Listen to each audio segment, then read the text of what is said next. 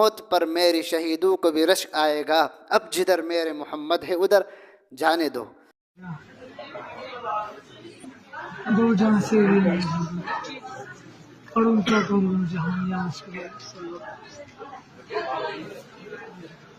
یہ پڑھ تھے کہ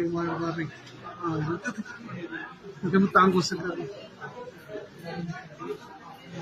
کروں تیرے نام پہ جان فدا،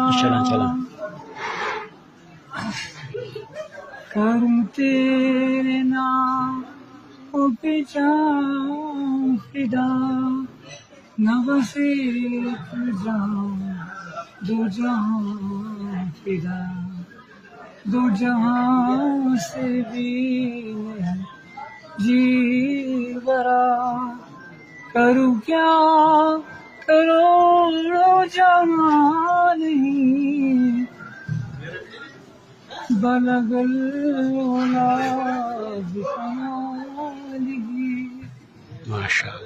ناظرین، مرنا تو انسان نے ویسے بھی ہے، لیکن جس شخص کی موت رسول اللہ صلی اللہ علیہ وسلم کی نعت پڑھتے ہوئے آ جائے تو اس کی شان کیا ہوگی، آپ اس کا اندازہ خود ہی لگا سکتے ہیں۔ دعوت اسلامی کے ایک عظیم مبلغ وسیم اتاری صاحب کا انتقال ہو چکا ہے، اور آپ دیکھ سکتے ہیں کہ مرحوم اپنے آخری وقت میں حضور صلی اللہ علیہ وسلم کے حضور ایک نعت کا ہدیہ پیش کر رہے ہیں۔ آپ حضرات اس ویڈیو کو اپنی اسکرین پر ملاحظہ کر سکتے ہیں، ذرا دیکھیے کیسے آخری وقت میں حضور صلی اللہ علیہ وسلم کی خدمت میں ہدیہ نعت پیش کر رہے ہیں۔ سبحان اللہ۔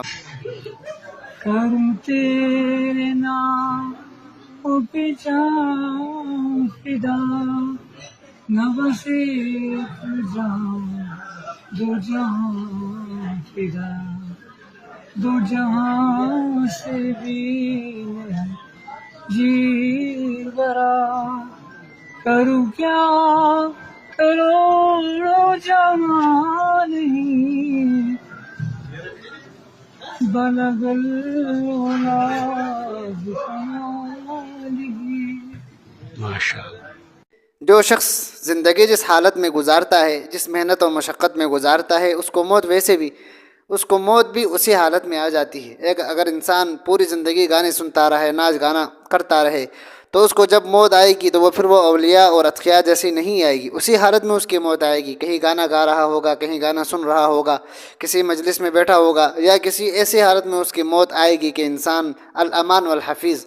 لیکن جو شخص پوری زندگی رسول اللہ صلی اللہ علیہ وسلم کی بات کرتا رہے، سنتوں کی بات کرتا رہے، نعتیں پڑھتا رہے، قرآن مجید کی تلاوت کرتا رہے، تو یقیناً ایسے لوگوں کی موت بھی اسی حالت میں آ جاتی ہے۔ اس لیے ہمیں فکر کرنی چاہیے کہ ہمیں کس حالت میں مرنا ہے۔ یہ 2 دن کی زندگی ہے، جیسے کیسے بھی گزر جائے گی۔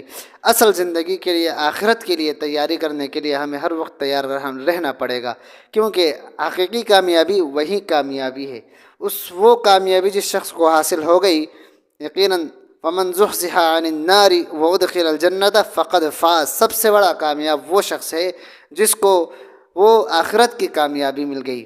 تو اللہ تعالی ہمیں بھی ایسی موت نصیب فرمائے کہ ہماری زندگی سعادت والی ہو، شہادت والی موت ہو، اور ہمیں پوری زندگی رسول اللہ صلی اللہ علیہ وسلم کی نعتیں، رسول اللہ صلی اللہ علیہ وسلم کی باتیں، رسول اللہ صلی اللہ علیہ وسلم کے سنتوں کو عام طور پر پھیلانے کی توفیق عطا فرمائے۔